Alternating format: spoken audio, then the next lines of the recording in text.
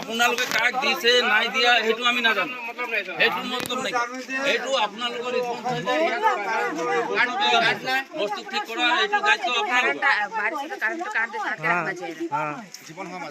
আপুনি চোলাৰ লগত হেৰি কথা ক'ব আহিছে নেকি আপোনালোকে? কি ফাল্টু কথা কৈ আছে? এইটো গাঁত কেলে নাই দিয়া?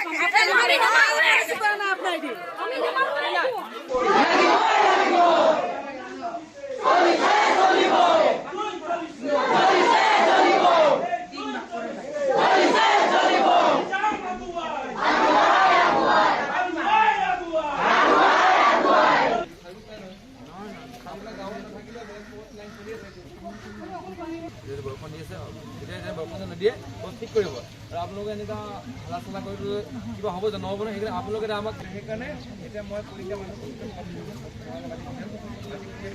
যদি কিবা ইনকেছ যদি কিবা দৰকাৰ পৰে মোক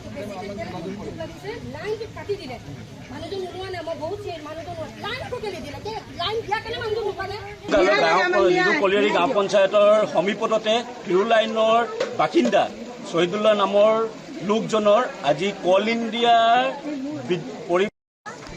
ভিতৰচৰাত যি অনিয়ম কল ইণ্ডিয়াই সদায় সেই গাঁওবাসী ৰাইজক লৈ হেমাহি কৰি আহিছে আৰু সেই কল ইণ্ডিয়াক গাঁওবাসী ৰাইজে বিভিন্ন সময়ত অভিযোগ দি আহিছিলে যে সেই যি পৰিত্যক্ত অৱস্থাত থকা যি বিদ্যুৎ পৰিবাহী তাঁৰ সেই তাঁৰসমূহ তাৰ পৰা উন্নত মানদণ্ডৰ গঢ়ি তুলিবলৈ দাবী জনাই অহা স্বত্তেও কিন্তু আজি পৰ্যন্ত কল ইণ্ডিয়াই কিন্তু সেই কাম নকৰাৰ ফলত আজি এটা জীৱন শেষ হৈ গ'ল।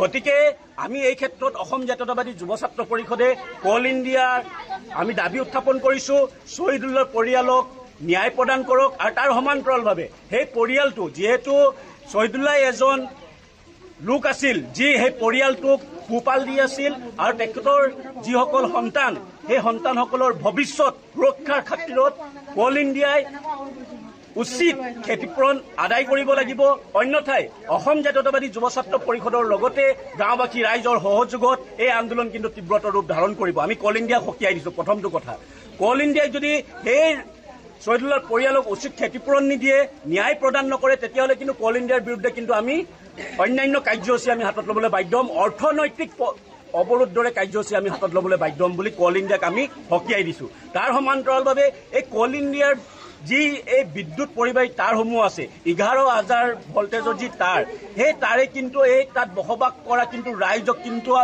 নিৰাপত্তাৰ দিশত কিন্তু হেমাহি কৰিছে।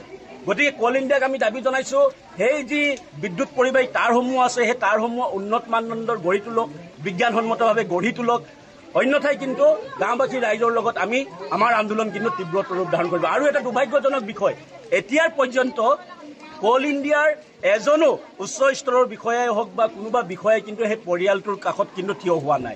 এয়া কিন্তু তাৎপৰ্যপূৰ্ণ বিষয়। গতিকে এই যি মানুহৰ তেজ খোৱা কল ইণ্ডিয়া, এই কল ইণ্ডিয়াক কিন্তু পুনৰ আমি সকীয়াই দিছোঁ অসম জাতীয়তাবাদী যুৱ ছাত্ৰ পৰিষদে।